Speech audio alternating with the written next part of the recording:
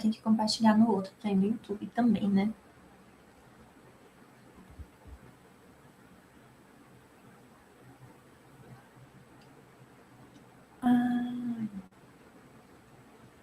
Thaís, não vou compartilhar, não. Vou só seguir. Tá. Então, hoje é a aula 2, pessoal, e sobre educação, imprensa e mercados de livros, as trajetórias de Inês Sabino e Maria Eugênia Martins.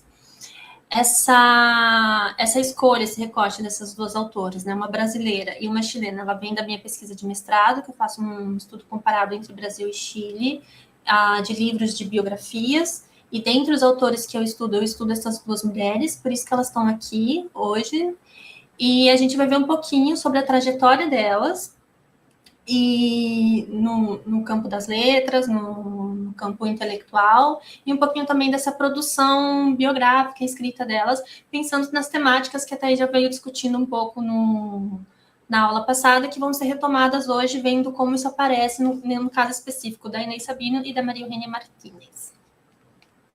Então, começando aqui apresentando essas personagens para vocês. A Inês Sabino, o nome completo dela é Maria Inês Sabino Pinho Maia. Ela nasceu na Bahia, em Salvador, em 1853 e faleceu no Rio de Janeiro em 1911. Apesar de ter nascido na Bahia, ela cresceu em Pernambuco e viveu a maior parte da vida dela lá.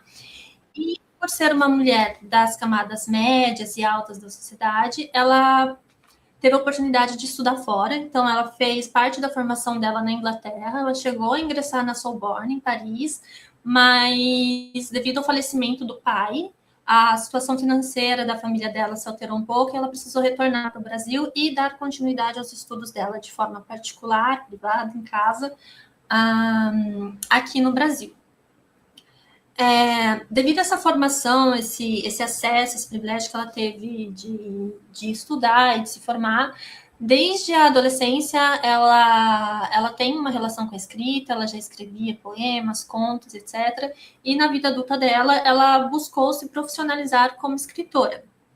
Então, ela escreveu para diferentes veículos de revistas e jornais, tanto do Brasil quanto fora do Brasil, em Portugal. No Brasil, ela teve um alcance muito grande, ela publicou em jornais de diferentes regiões do país, do Sul, Sudeste, Nordeste, Norte, com uma amplitude bem significativa ao alcance da escrita dela. E ela também participou de algumas associações e instituições de pesquisa e literárias. Então, ela fez parte do Instituto Arqueológico e Geográfico do Pernambuco, o Instituto do Ceará, as Academias Literárias de Pernambuco e do Ceará.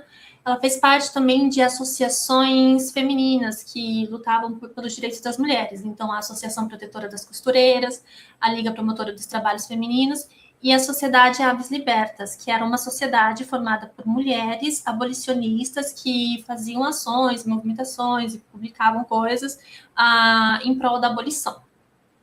Ela publicou 7 livros ao longo da vida dela, e alguns desses livros foram publicados por algumas das editoras mais importantes do país no momento, né, as editoras cariocas do século XIX, o que mostra aí um pouco da inserção que ela conseguiu e como ela conseguiu romper certas barreiras que existiam para as mulheres escritoras, literatas no período.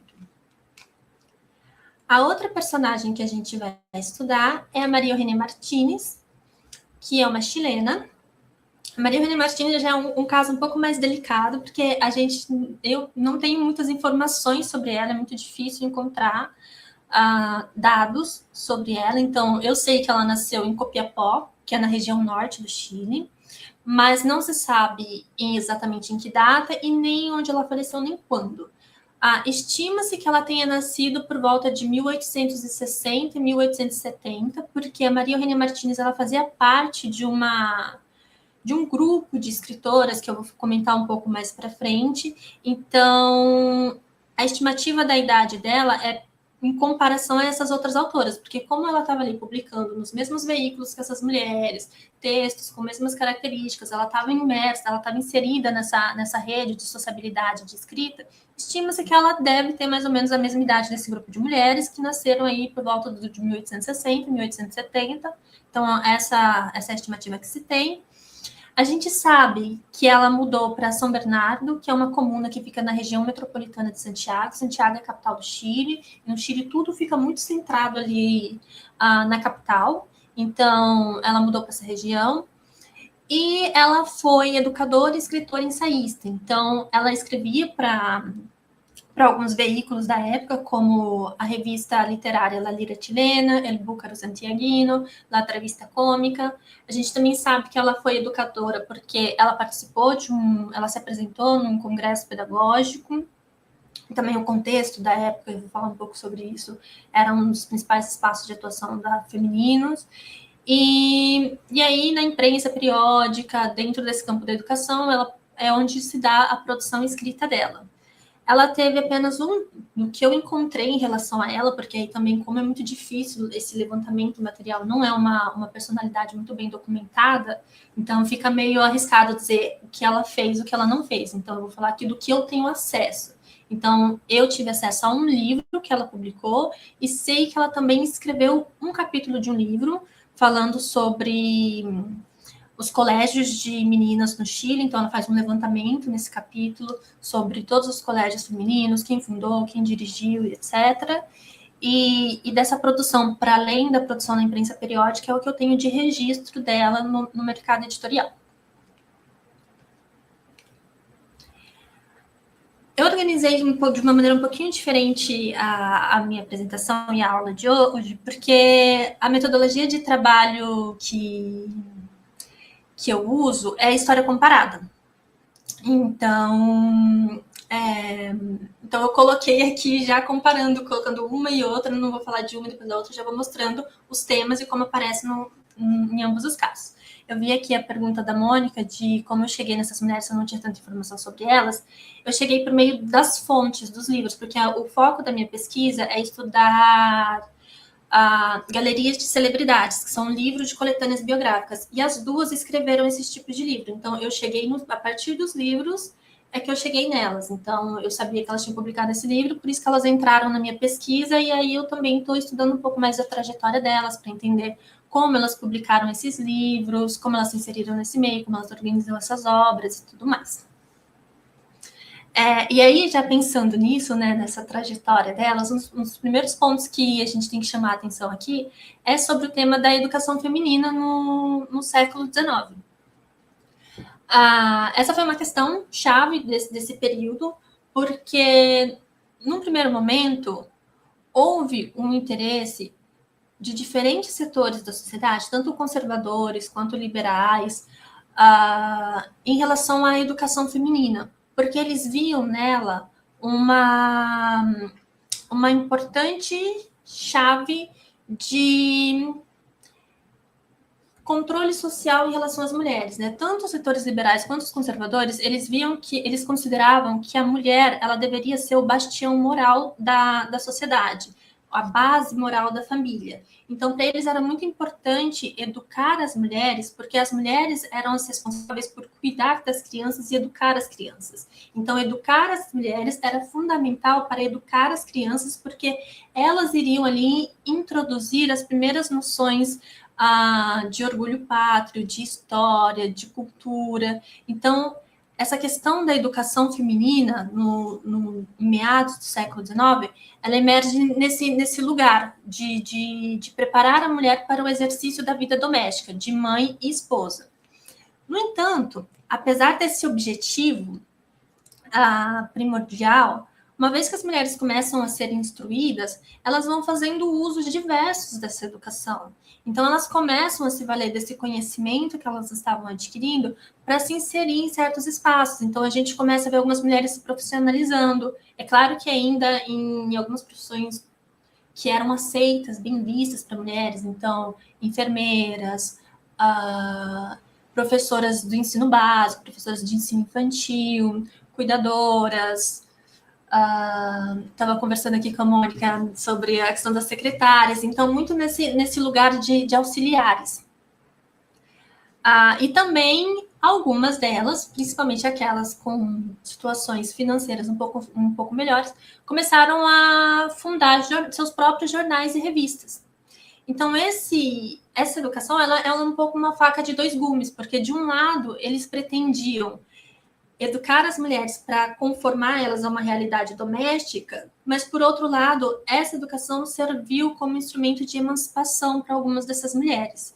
E aí, aqui nesse texto da Monteiro, da Tracy, da Trubio, que são pesquisadoras chilenas, que elas vão analisar os textos das professoras, esse também é um ponto, porque a partir da educação as mulheres vão se tornando as principais responsáveis pelo ensino infantil, então muitas delas viram professoras, e nesse lugar de professoras, muitas iniciam a sua produção escrita, então elas vão escrever literatura infantil, elas vão criar revistas acadêmicas, revistas escolares, elas vão produzir relatórios escolares, boletins, ensaios, elas vão participar de congressos, depois vão ter seus textos publicados nos anais desses congressos. Então, a partir daí, abre um espaço para uma produção escrita feminina. E é nesse contexto que a gente vê surgindo aí tanto a Inês Sabino quanto a Maria Eugênia Martins. Aqui eu coloquei como exemplo, para vocês verem, 2 textos. Esse primeiro aqui é o texto da Inês, é a biografia que a Inês Sabino escreve sobre a Anísia Floresta. A Anísia Floresta foi uma educadora, uma ativista que lutou muito pelo direito das mulheres, pela educação feminina, ela fundou escolas, ela foi professora, e aqui ela exalta esse papel da Anísia Floresta, e nesse outro aqui é a apresentação, é o texto da apresentação que a Maria Eugênia Martins fez num congresso pedagógico chileno, onde ela fala sobre o liceu e a futura boa mãe de família, né? Então, ela vai aqui apresentar um conjunto de sugestões de melhorias e mudanças nas escolas chilenas para que a educação sirva melhor a esse propósito de formar as boas mães de família. Tranquilo até aqui? Alguém tem alguma dúvida? Tá, então eu vou continuar. Deixa eu diminuir aqui o zoom. Bom, então, a partir da educação, a gente viu que as mulheres vão se instruindo, vão fundando jornais, vão começando a escrever, formam suas revistas. Então, esse é um outro ponto de partida muito importante, que é o início na imprensa periódica. Com a fundação desses jornais por mulheres, abre-se um espaço para a escrita feminina, porque os jornais e revistas fundados por mulheres, eles tendiam a ser mais abertos para receber textos de outras mulheres. Inclusive, alguns deles recebiam exclusivamente textos femininos. As suas colaboradoras eram todas mulheres. Aqui eu trouxe o exemplo de 3, que são 3 jornais para os quais a Inês Sabino escreveu, que é o Corimbo, que é do Rio Grande do Sul, e ele era propriedade da Revocata de Mello, a Família, que era propriedade da Josefina Álvares de Azevedo, e a Mensageira, que era propriedade da Prisciliana Duarte de Almeida. A Inês Sabino, ela escreveu em todos esses periódicos, ela também escreveu em outros que eram dirigidos por homens, e aí também, mesmo nos periódicos masculinos, abre-se um pouco espaço para as mulheres, mais restrito, né? Mas ainda assim um pouco, porque uma vez que as mulheres estão sendo instruídas, elas se tornam público leitor também. Então, alguns veículos eles passam a se adaptar e incluir um pouco mais dessa produção feminina e de algo voltado para o público feminino, buscando atender tanto o interesse desse público leitor feminino, quanto buscando também, por meio da imprensa, exercer aquele mesmo objetivo da educação feminina que eu comentei agora há pouco, que era esse enquadramento moral das mulheres. Aí aqui, o outro exemplo que eu tenho é do jornal da revista La Lira Chilena, que a Maria Eugênia Martins escrevia, que a gente tem um texto dela, onde ela vai falar sobre o processo de independência de Cuba, as disputas que estavam acontecendo em Cuba. E aí, esse periódico aqui, essa revista, La Lira Chilena, era dirigida por um homem, publicava muitos homens, mas foi uma das revistas que abriu para mulheres publicarem. E aí aquele grupo de mulheres que eu comentei para vocês, do qual a Maria Eugênia Martins fazia parte, elas publicavam também neste veículo aqui, que tinha em grande parte um público feminino. Então, isso também explica um pouco essa abertura para a presença feminina.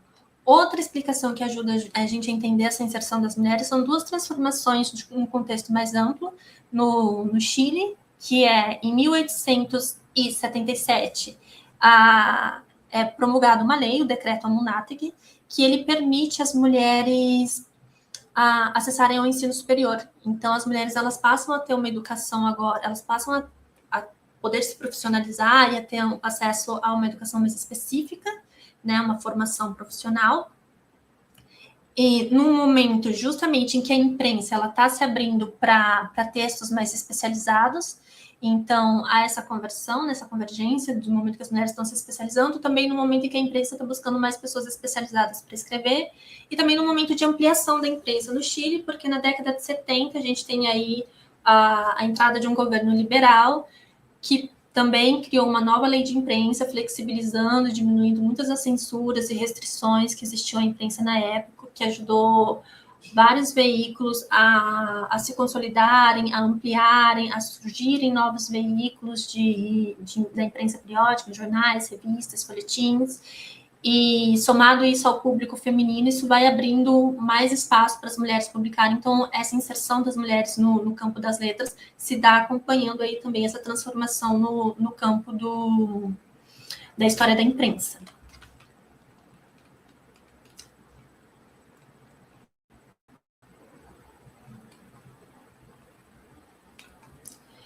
E aí, a partir desse lugar, né, na imprensa, nesses textos, essas mulheres elas vão formando redes de contatos e redes de sociabilidade, o que é extremamente essencial para a inserção delas. Aqui, no caso da Inês Sabino, eu coloquei aqui para vocês esse livro que ela publicou em 1891, que chama Contos e Lapidações. Nesse livro, ela reúne textos que ela já tinha publicado anteriormente na imprensa, e alguns são inéditos, e ele tem 19 contos, 30 poesias e 2 artigos. Cada conto, cada poesia, cada artigo tem uma dedicatória, é dedicado para uma pessoa. Então, só esse livro aqui reúne 51 dedicatórias. Essa era uma das estratégias de formação de rede e de criação de vínculos e networking, né, traduzindo para os dias atuais, que as mulheres, às vezes, elas recorriam. Por quê? Muitas vezes, publicando na imprensa periódica, ao dedicar um livro para uma pessoa, um texto, primeiro que ela já ficava ali em bons termos com aquela outra pessoa, mas muitas vezes a pessoa escrevia em resposta. E ao escrever em resposta, ela ajudava a dar visibilidade para aquele texto. Então, isso ajudou essas mulheres a irem se consolidando nesse espaço.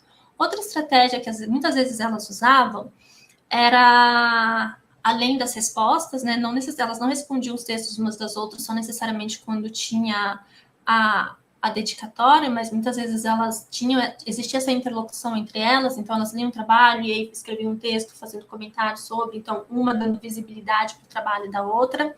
Mas também outra forma que elas ajudavam a visibilizar os seus textos, os seus trabalhos, eram utilizando títulos semelhantes, os mesmos títulos. Então, alguém ia lá e escrevia um conto com título, outra pessoa usava o mesmo título, porque isso ajudava a fixar esses títulos, esses textos no imaginário coletivo dos leitores e das leitoras, né?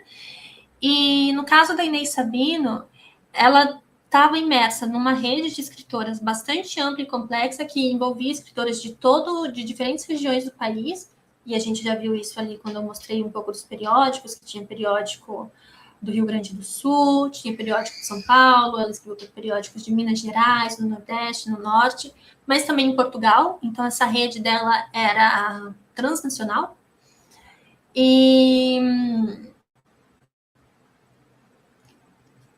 meu Deus, me deu branco. Então, essas citações, sim, lembrei. a rede de mulheres, que era muito importante, mas a Inês Sabino ela foi além. Ela não ficou restrita a esse grupo de mulheres.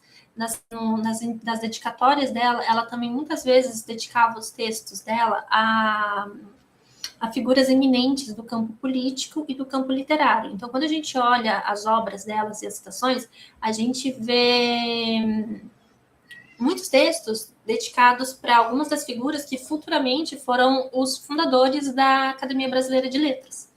Então, ela estava ali inserida, ou buscando se inserir, num dos círculos mais elitizados da literatura brasileira. E, de certa forma, a gente vê que ela consegue porque ela publicou 7 livros ao longo da vida, e desses 7 livros, muitos deles saíram por importantes editoras da época. E aí também aqui um dado de contexto, né?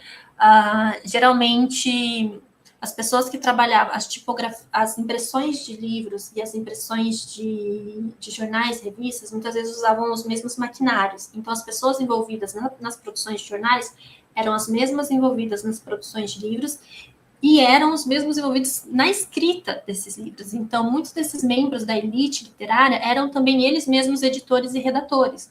Então, esse ambiente ele estava muito conectado, o campo de impressos no século XIX. Então, observar essas citações, essas dedicatórias que ela faz, essas figuras, é uma forma de se inserir nesse ambiente também, nesse ambiente literário, nesse ambiente intelectual, nesse ambiente político e cultural. Com a Maria Eugênia, a gente também vê várias dessas estratégias, também tem a questão das dedicatórias, das citações, das respostas ao texto umas das outras, e isso conforma ali um lugar para elas de publicação e ajuda essas mulheres a se consolidarem nesse cenário. Mas aí aqui, fazendo um link com o que a Thaís comentou na aula passada, uma das estratégias também usadas por elas, que eu não encontrei no Brasil, mas eu encontrei no Chile, e a Thaís estuda isso em outros países, são o uso dos álbuns de amizades. Então, era muito presente aqui, quando a gente vai olhando os jornais, essa indicação logo abaixo do texto, que diz aqui, ó, vamos ver se vai dar para enxergar. Aqui, esse texto da Maria Eugênia Martínez, que era Rosas e Violetas, para el álbum de Consuelo Tirapegui Julio. Então, ela escreveu esse texto, publicou no jornal, mas era um texto para ser incluído no álbum de amizades da Consuelo Tirapegui Julio. Muitas vezes tinha isso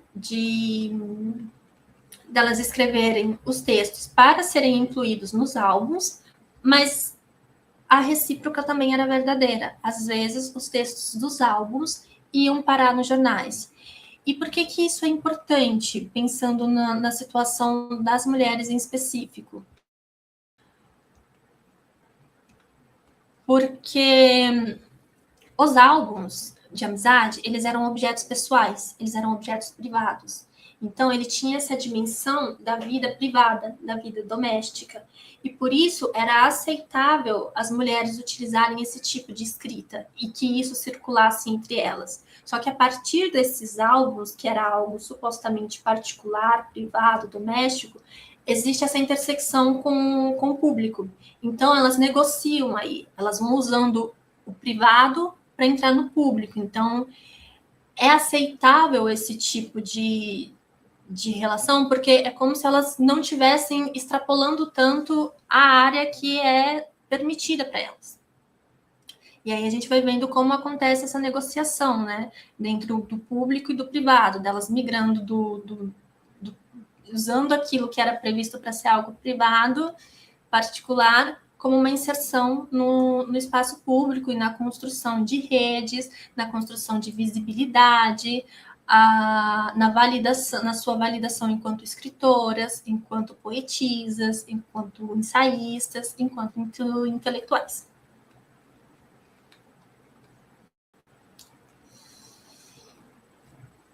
E aí, essas são, por meio desse conjunto de estratégias que a gente foi vendo até aqui, nós temos 2 escritoras que conseguem romper uma barreira muito forte que existia na época, que era a do mercado editorial, e conseguem publicar livros.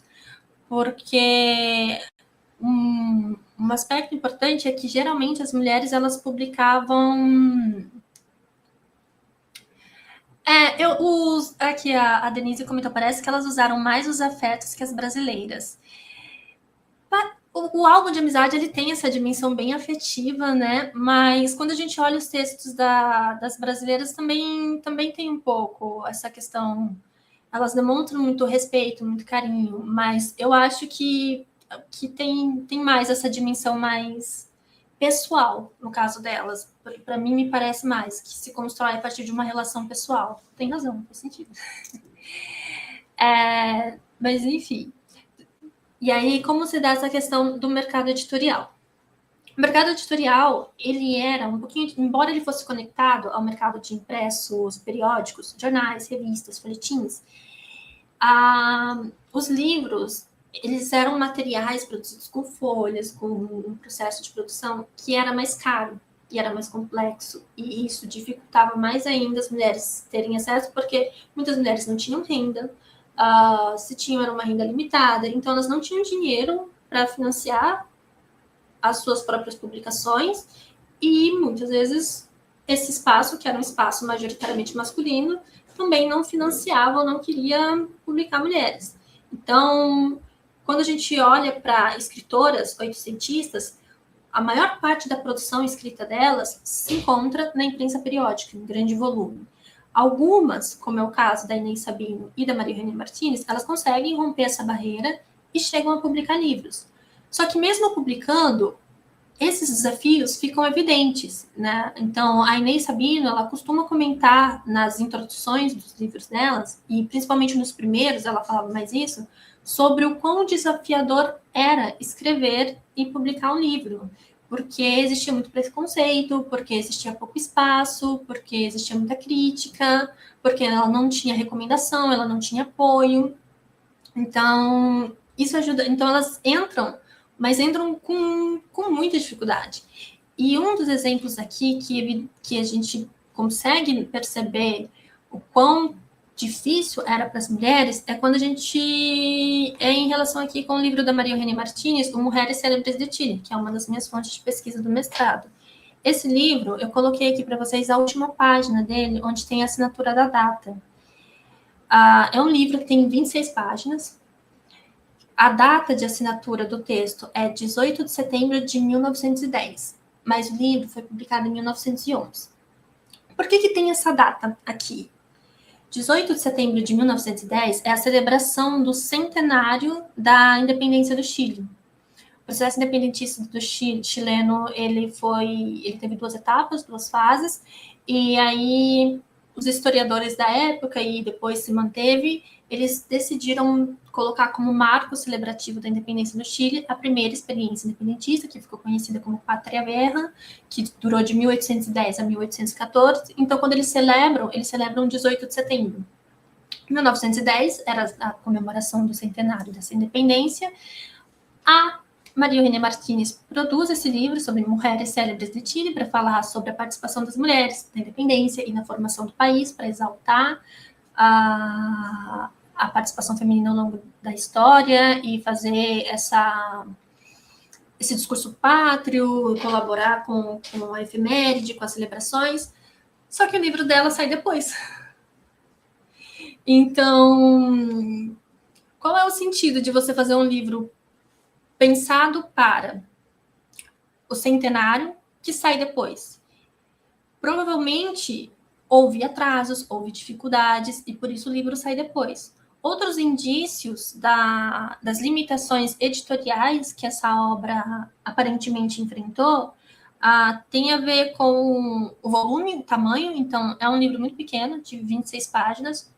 Eu estudo outros livros do gênero, então esse é o menor que eu tenho. Todos os outros que eu estudo, eles têm mais de 100 páginas. É um livro que não tem sumário, não está dividido em capítulos, não tem introdução, não tem prólogo, não tem pós-fácil, coisas que nos outros livros geralmente costumam aparecer. Então, a gente percebe que é um projeto editorial bastante simplista. Outra característica, particularidade desse livro é que de todas as fontes que eu analiso, eu estudo 5 livros, esse é o único que eu não tive acesso à versão física. Não existe versão física dele disponível. Se vocês olharem os sistemas de bibliotecas do Chile, e o Chile tem um ótimo sistema que integra todas as bibliotecas públicas do país, não existe em nenhum lugar um volume físico desse livro. Esse livro hoje ele só existe digitalizado na Biblioteca Nacional. Então, se não existe volume físico desse livro em lugar nenhum, muito provavelmente houve uma pouca tiragem, porque se tivesse sido um livro publicado em larga escala, a gente encontraria em algum lugar pelo menos uma edição física dele. Se não tem, é porque provavelmente não tinham muitos. Não é uma verdade absoluta, é uma hipótese, mas para mim é uma hipótese muito bem sustentada, porque se tivesse muitos a gente achava.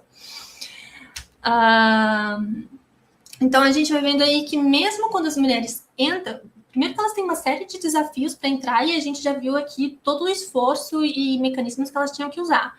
Uma vez que entra, ainda assim, com muitas restrições, com muitas limitações, com muitas dificuldades.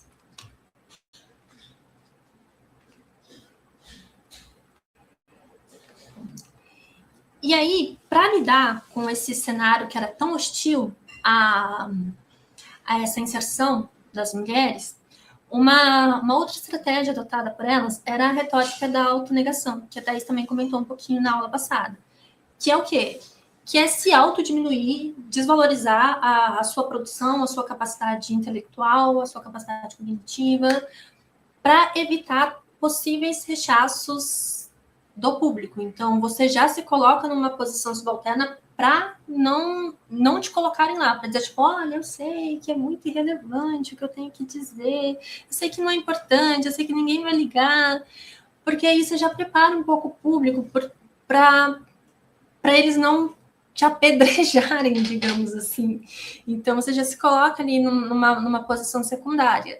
Então, aqui na Inês Sabino, em Contos e Lapidações, na introdução tem essa parte, né, intitulada A Quem Ler, em que ela se apresenta um pouco e ela fala aqui, ó, como é muito natural, receando incomodar alguém por escrever sobre a minha molesta individualidade literária, meia dúzia de linhas de recomendações somente por deferência a ser eu uma senhora, apresento-me e só. O pouco que valho, sei. Por isso, muito receosa, ofereço ao público este pequeno volume dividido em 2 partes. A primeira são uns pobres contos, simples, modestos, despretensiosos, quase chãos, moldados em um estilo trivial. Então, percebem como ela diminui a escrita dela, ela em si mesma, como escritora, como pensadora, como intelectual? É uma estratégia. É uma estratégia para conseguir se inserir, porque é o lugar que eram colocadas as mulheres. Então, ela usa esse lugar, só que ao mesmo tempo ela está lá, escrevendo, publicando. Então, quão de fato ela se acha insignificante se ela senta para escrever e faz um esforço gigantesco de travar relações, de conhecer pessoas, de se inserir no meio. Se ela realmente achasse que ela fosse tão incapaz, incompetente assim, será que ela ia se dar tanto trabalho? Então, aqui a gente vê que isso é um pouco uma estratégia narrativa para conseguir se inserir. Da mesma forma, a Maria Eugênia Martins também usa um pouco disso. E aqui, mais do que se autodiminuir, ela faz uma diminuição geral das mulheres, né? Quando ela fala aqui, ó, queremos traçar em breves linhas um recordatório à mulher chilena que contribuiu em sua modesta esfera de ação à aventura da pátria. Então, ela vai falar aqui que ela vai escrever um livro para falar sobre as mulheres chilenas que ajudaram na independência, que ajudaram a formar o país, mas ela fala que em sua modesta esfera de ação, as mulheres que não têm muito o que oferecer, mas sem ter muito o que oferecer, ainda... Exatamente, aqui, perfeito, a Mônica falou exatamente. É como pedir licença para entrar, é exatamente isso. É como se elas estivessem pedindo licença para falar, licença para se expor, licença para escrever. Então, tem exatamente essa função.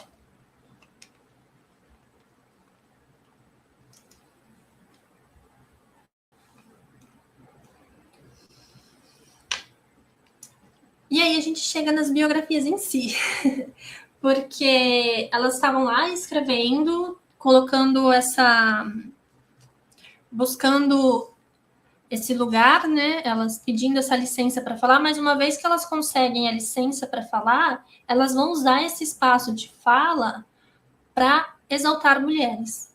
Exaltar mulheres com o intuito de provar e demonstrar que mulheres têm capacidade de escrever, mulheres têm capacidade de ensinar, mulheres têm capacidade de votar, de talvez governar, de fazer uma série de outras coisas.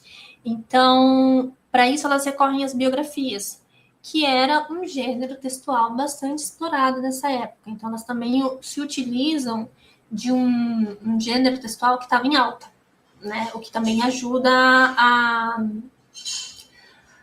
a ter uma maior possibilidade de publicação, de inserção, de aceitação do público, de aceitação editorial. Então, aqui, trazendo para vocês uma informação fresquinha, na aula passada, a Thaís comentou sobre a editora Garnier, que ela viu que várias mulheres publicaram pela editora Garnier. Esse livro aqui, Mulheres Ilustres do Brasil, da Inês Sabino, ele foi publicado pela Garnier também. E por quê?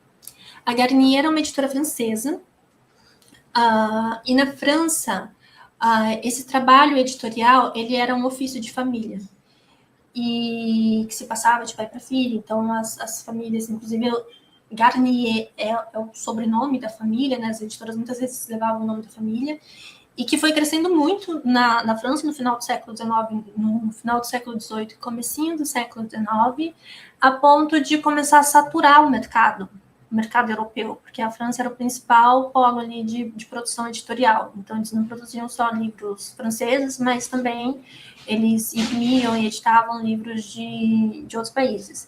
E à medida que esse mercado satura, eles começam a abrir filiais nas Américas. Até porque depois das independências, então esses países eles tinham muito essa demanda de escrever, de publicar, de criar sua própria literatura, seus próprios materiais. Então eles expandem, eles abrem filiais nas Américas. A Garnier é uma dessas editoras, era uma das mais reconhecidas na época. E existia na França já essa moda editorial das coletâneas biográficas. Então, tanto aqui no Brasil quanto no Chile, esse primeiro tipo de publicação de coletâneas, de biografias, de galerias de celebridades, quem primeiro publicou foi um francês. A primeira galeria de celebridade publicada na França foi organizada por um francês e a primeira publicada aqui no Brasil também, esses primeiros livros de compilados biográficos. E aí depois os outros autores foram entrando ali na onda e produzindo também esse tipo de texto. E as mulheres também recorreram a isso, mas usando disso como uma estratégia política, né? Não simplesmente escrevendo biografias, mas recorrendo a essas biografias para falar de mulheres, para, através dessas mulheres, defender a profissionalização feminina, defender a educação feminina, a defender a conquista de mais direitos políticos e sociais para as mulheres. Então, elas vão recorrendo a casos de mulheres ao longo da história para mostrar como elas são capacitadas e competentes para isso. E é daí que vem um pouco a organização desses livros. E para encerrar, retórica da autonegação, as biografias. Só que para isso, elas vão precisar, de novo, negociar esses discursos. Elas não podem simplesmente chegar batendo os dois pés na porta e dizendo as mulheres são tão boas quanto os homens e elas merecem tanto direito quanto eles. Então, elas se valem de alguns dos discursos e ideias que estavam em voga na época para fazer essa defesa. E nesses livros, um aspecto que aparece muito forte é o tema da maternidade, dessa maternidade patriótica. O que eu estou chamando de maternidade patriótica aqui? É um termo que eu adaptei de uma historiadora chilena que usa, na verdade, a terminologia maternidade republicana. O que seria essa maternidade republicana? É a maternidade mobilizada de forma política para estabelecer um lugar social para as mulheres e que determina um lugar social das mulheres no processo de formação nacional e no processo de formação do Estado. Então, as mulheres elas passam a ter uma função cívica. E qual é essa função cívica?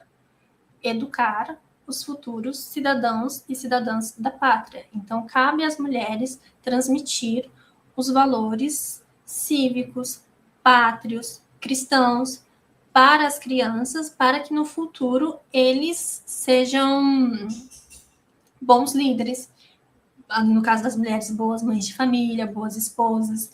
E aí, conectando lá com o que eu comentei no começo da aula sobre o processo da educação feminina, que era pensada com esse sentido, as mulheres elas mobilizam esse discurso para defender a educação feminina e a inserção das mulheres no mercado de trabalho. Porque o que elas vão dizer?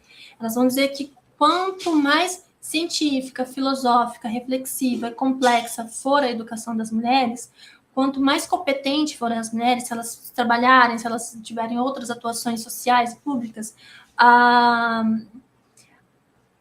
mais inteligentes, mais evoluídas moralmente elas vão ser e, portanto, mais aptas elas estarão para educar esses filhos e filhas. Elas serão um exemplo melhor para essa futura geração.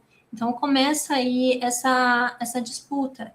Então, muitas das mulheres que aparecem nesses livros, elas são mães de militares que são considerados heróis nacionais, ou então mães de escritores, filósofos, políticos.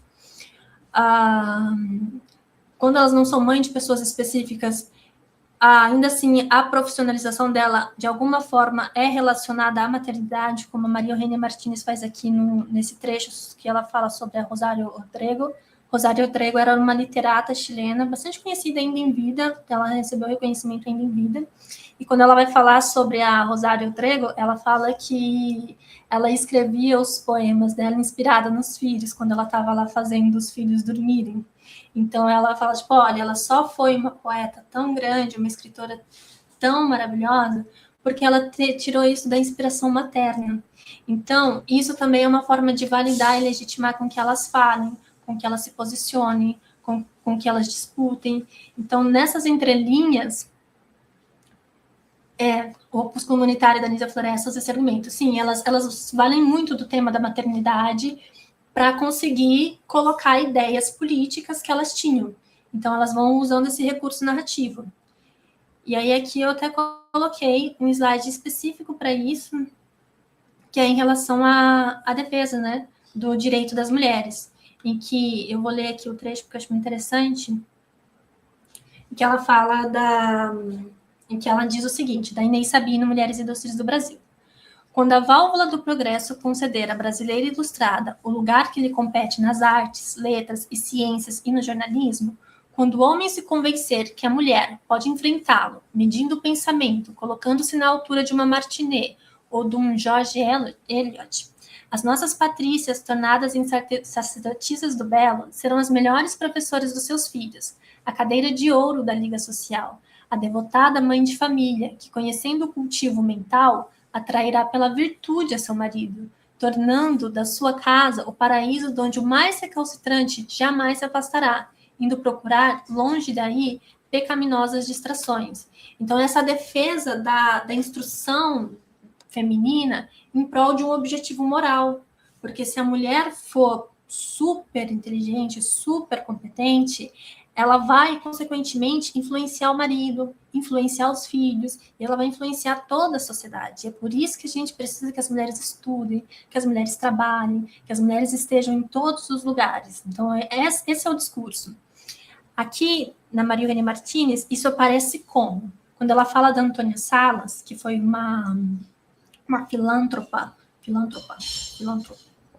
Ih, gente. Uma mulher que exerceu filantropia. Uma mulher rica que usou o dinheiro dela para fundar várias instituições. Então, ela fundou hospitais, orfanatos, escolas para meninas. ela coloca isso num ponto de exaltação, de como, olha como as mulheres podem contribuir para a sociedade. E recorrendo de novo àquele lugar maternal, porque percebem que tudo isso tem a ver com uma questão do cuidado do outro, com uma ideia que casa perfeitamente com a noção de feminilidade, de colocar a questão das pessoas vulneráveis, então crianças, idosos, viúvas, órfãos. Então, todo esse papel que na vida privada era atribuído à mulher, elas começam a transferir isso para a vida pública, de diversas formas, por meio das associações de caridade, por meio do discurso que era importante se inserir na vida pública para melhorar o exercício desse trabalho no contexto doméstico. Então, elas vão o tempo todo negociando esse lugar entre público e privado, esses discursos hegemônicos da época, na conquista, no intuito de ampliar as fronteiras do espaço social que elas podiam ocupar e das funções sociais que elas podiam exercer. Alguma dúvida aqui? Não? Vou seguir. E aí, para concluir, acabou sendo um pouco mais rápido do que eu esperava. O que a gente tem, então, observando aqui essas mulheres e o caso da trajetória da Inês Sabino e da Maria Eugênia Martínez. A partir da trajetória dessas duas autoras, de como elas se inserem na imprensa periódica, de como elas se inserem no mercado editorial, das estratégias que elas usam para ocupar esses espaços, para validar e legitimar a inserção delas, a gente nota que as mulheres elas tiveram que negociar sua inserção no espaço público, estourando as fronteiras difusas entre a domesticidade e a vida pública. A educação feminina ela foi fundamental por conta dessa dupla faceta que ela tinha, de um lado, ser uma ferramenta para incutir uma certa noção de moralidade, uma certa noção de feminilidade, e, de outro lado, servir como uma ferramenta para a emancipação das mulheres e os usos políticos que as mulheres fazem dos discursos hegemônicos da época, como, por exemplo, a noção de maternidade patriótica, para reivindicar mais direitos, para reivindicar mais lugares e para se posicionarem politicamente. É isso, gente, a apresentação. Foi mais rápido, eram 2 horas, mas, enfim. E eu acho que agora a gente pode aproveitar para conversar um pouquinho e fazer os links com as duas aulas, né? Acho que é interessante ouvir vocês também e ver o que vocês conseguiram perceber da trajetória das mulheres das aulas de hoje com a das mulheres da aula passada, o que chamou a atenção de vocês, o que é novidade, o que já era senso comum, e o que vocês percebem de comum, mas também de diferente, né? Nesses temas e nessas mulheres em específico.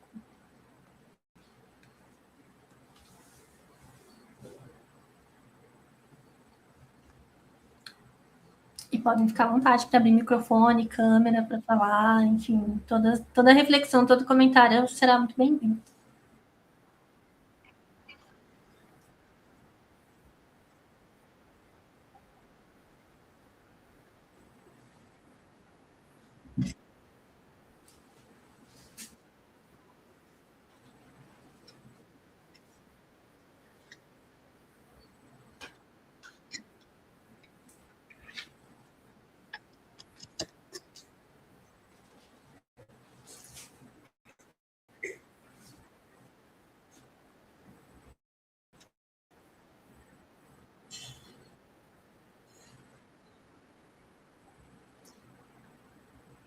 Sim, sim. A Thaís, na aula passada, ela falou bastante sobre os salões, sobre o Ateneu. No Chile chamavam tertúlias. E eram também espaços onde elas travavam essas relações. Porque ali se reunia a elite intelectual, né, várias pessoas, letrados, historiadores, jornalistas, etc. Então, a partir desses espaços, elas iam travando relações, conhecendo. Então, não é. E a gente percebe que é algo intencional que muitas vezes elas fazem. Elas se colocam intencionalmente e estrategicamente nesses lugares. Não é algo que acontece por acaso com elas. Né? Existe um esforço significativo de ocupar esses espaços sabendo que eles abrem oportunidades, né?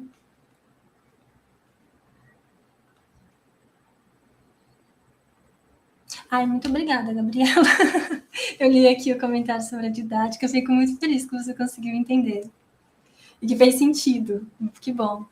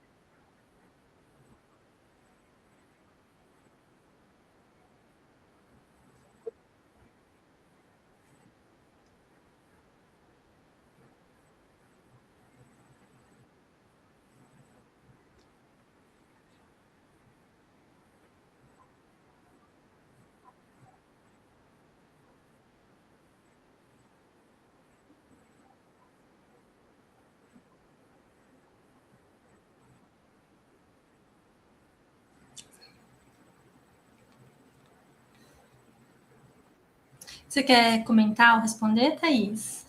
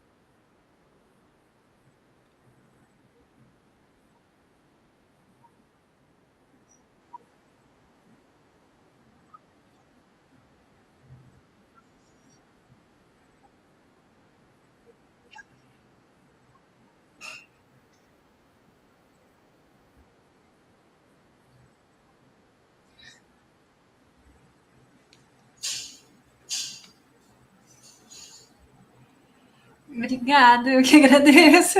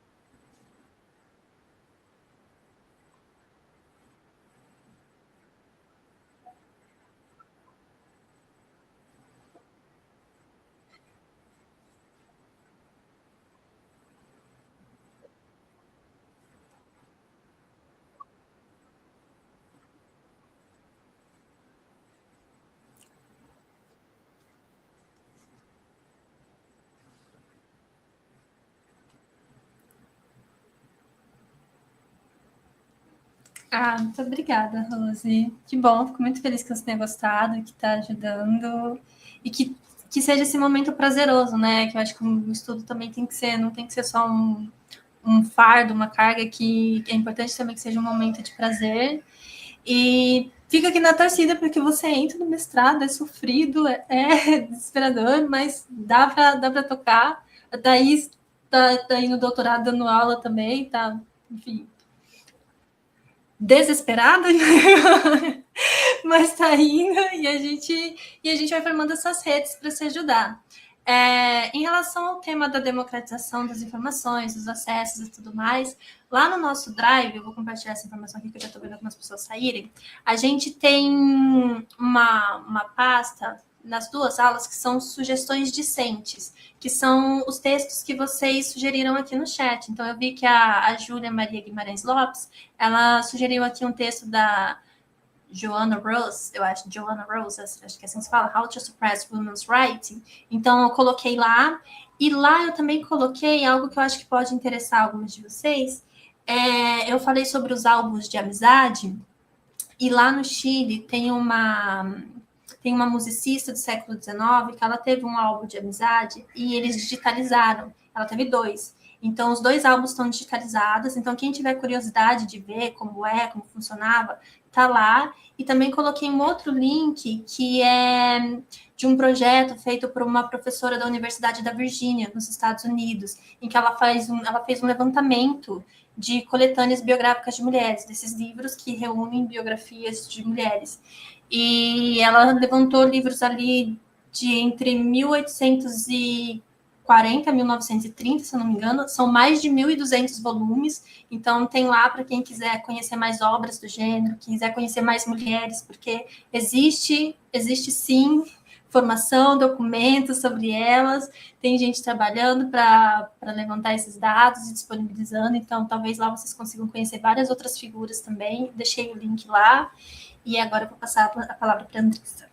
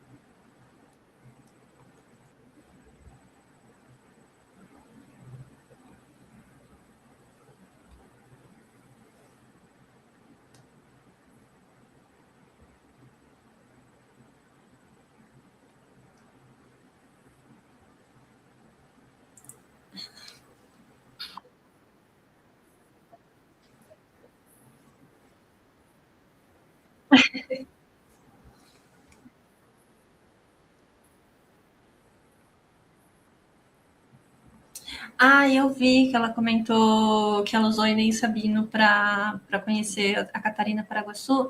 Eu acho muito interessante porque o livro da Inês Sabino, o Mulheres Ilustres do Brasil, que é onde está essa biografia e é o livro de biografias dela que eu mostrei para vocês aqui, ele é inspirado, ele é uma versão da Inês Sabino de um livro que já tinha sido feito antes para o homem, que é o do Joaquim Norberto de Souza Silva. E os dois começam o livro ali com a Paraguaçu, só que é muito interessante a forma como eles contam sobre ela, porque é bem diferente, porque o relato do Joaquim Norberto sobre a Paraguaçu, na verdade, é um relato sobre o Diogo Álvares. Ele fala do marido dela o tempo todo. Ele cita a Inês Sabino nos dois primeiros parágrafos, o texto tem 8 páginas, e depois ele cita ela lá no último parágrafo de novo. 7 páginas é sobre o Diogo Álvares, e é a biografia da Inês Sabino, supostamente da Catarina Paraguaçu. Então, a Inês Sabino, ela procura enxergar de fato qual foi a participação que a Paraguaçu teve, né, em todas aquelas situações, aquelas empreitadas, então ela dá muito mais visibilidade para o que ela fez, assim, muito mais reconhecimento. E no livro como um todo ela faz isso, porque ela fala de várias figuras que ele biografou e ela biografa do jeito dela, mas tentando dar um reconhecimento maior de como elas participaram e contribuíram, né, dentro daquela proposta política que a gente vinha falando. Então, assim, é bem interessante.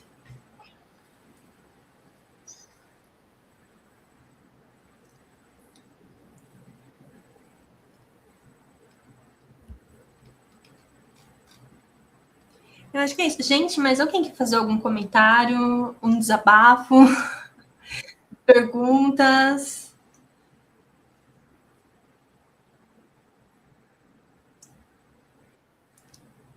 A Maria levantou a mão. E eu acho que baixou. Alguém levantou a mão. Se a pessoa que levantou a mão quiser falar, pode ficar à vontade.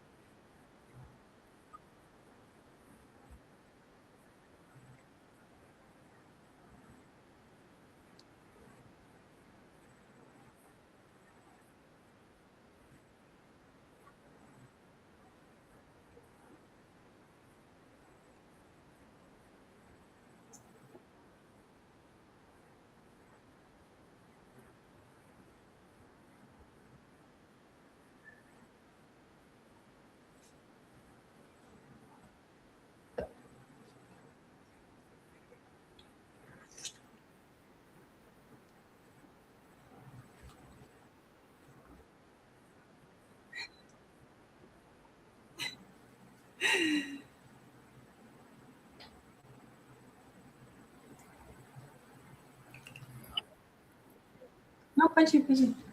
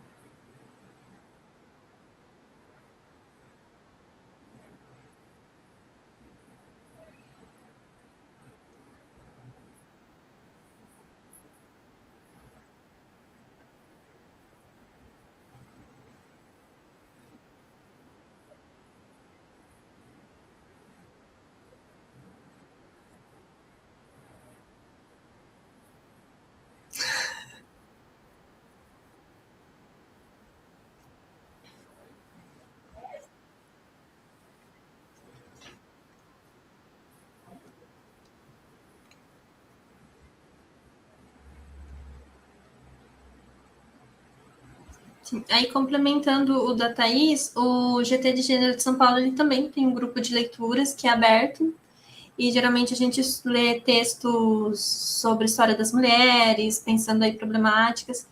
Esse mês, ó, vou dar spoiler, hein?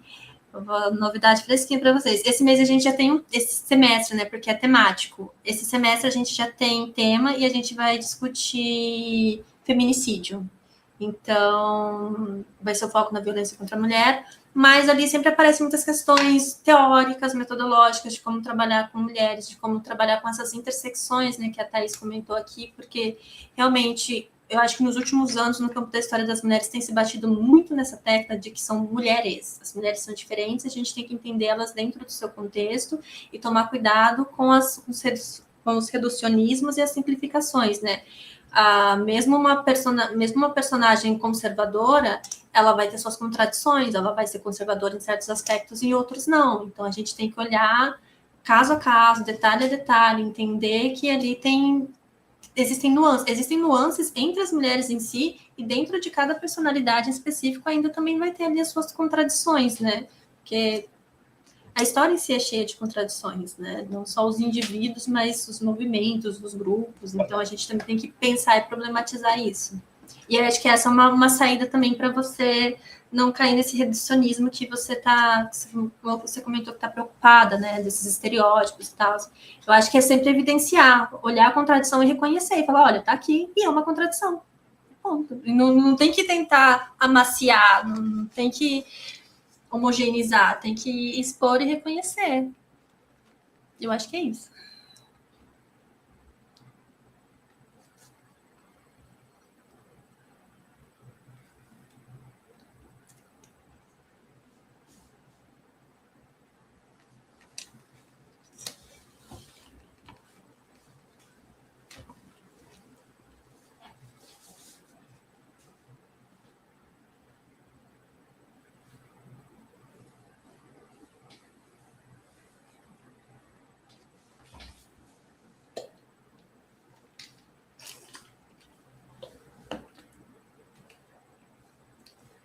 Gente, mais alguém quer contribuir, fazer mais algum comentário, ou a gente pode encaminhar para encerrar?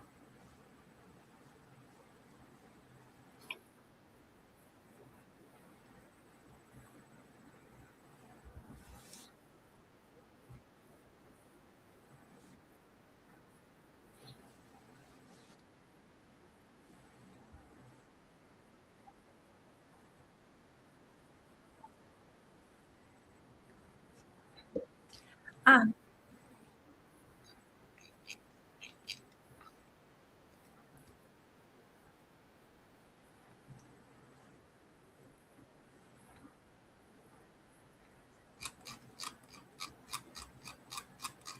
ah,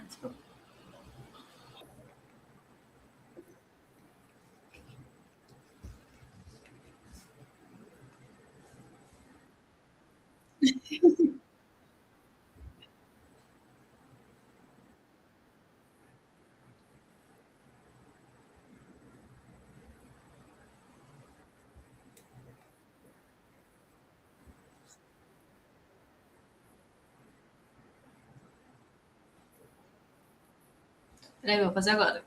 Uma... Ah, vou fazer.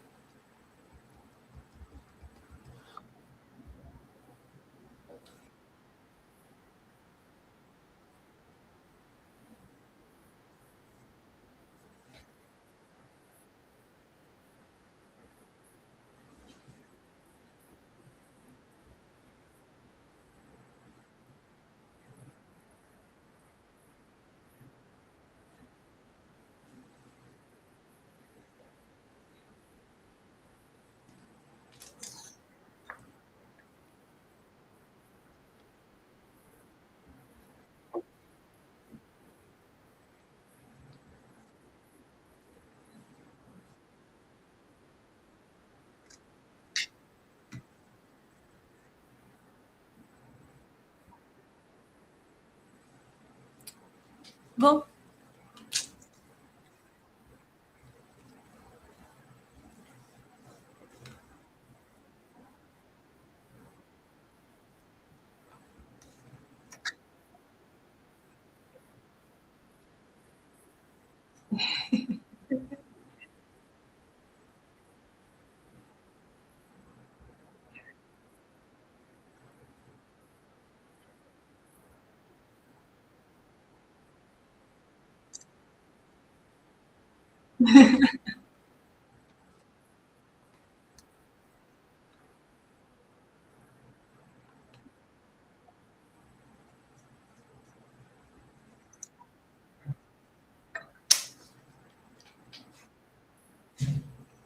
Tchau, gente. Muito obrigada pela presença e pela escuta.